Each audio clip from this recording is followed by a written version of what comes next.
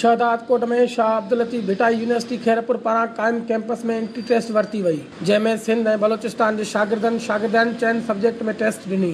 मोनोटेक्निकल college में क़ाइम campus में सिंध ऐं बलोचिस्तान जे 120 शागिर्दनि खां शाह अब्दुल लतीफ़ भिटाई यूनिवर्सिटी जे vice chancellor doctor Parveen Shah जी निगरानी में टेस्ट वरती वई। उन दौरान चइनि सब्जेक्ट्स अंग्रेजी, बिज़नेस, कंप्यूटर साइंस ऐं IT जी एंट्री टेस्ट शामिल हुई। होॾां एंट्री टेस्ट बाबति कोठायल तकरीब में PPMP मीर नादर मक्सी, यूनिवर्सिटी जी vice chancellor doctor Parveen Shah, pro vice chancellor Noor Aman Shaikh, pro vice chancellor Shikarpur campus Latif Mangi, director Shahdadkot campus professor doctor Syed Asif Ali Shah, ATC court जे अॻूणे जज सरदार खान चांडियो, ज़िले बार एसोसिएशन जे अॻूणे सदर मुनीर अमन ख्वावड़, तालका अस्पताल जे अॻूणे MS डॉक्टर गुलाम हुसैन वदो, समाजी अॻुवाण वाहब पंद्राणी, एडवोकेट अब्दुल वहीद भट्टी, डिग्री बॉयज कॉलेज जे प्रिंसिपल अमन Nawaz कंगो, तालका municipal chairman Mir Mithal Khan Mugeri, अॻूणो तालका education officer Liaquat Ali भट्टी समेत वॾे अंग में तालीमी माहिरनि, इल्मी अदबी शख्सियतनि शिरकत कई। तकरीब में PPMP मीर नादर मक्सी खिताब कंदे चयो त शहदादकोट सिंध ऐं बलोचिस्तान जी सरहदी पट्टी ते वाक़िअ आहे, जिते शाह लतीफ़ यूनिवर्सिटी जे कैंपस क़ाइम करणु पीपल्स पार्टी हुकूमत जो बहितरीन कदम आहे। नादर मक्सी चयो त पीपल्स पार्टी हमेशा तालीम, सिहत समेत अवाम जे ॿियनि मसइलनि खे हल करण लाइ का बि कसर न आहे छॾी। मीर नादर मक्सी चयो त हीउ कैंपस हिकु हुकूमत पारां ॾिनल अहम तोहफ़ो आहे ऐं इंशाअल्लाह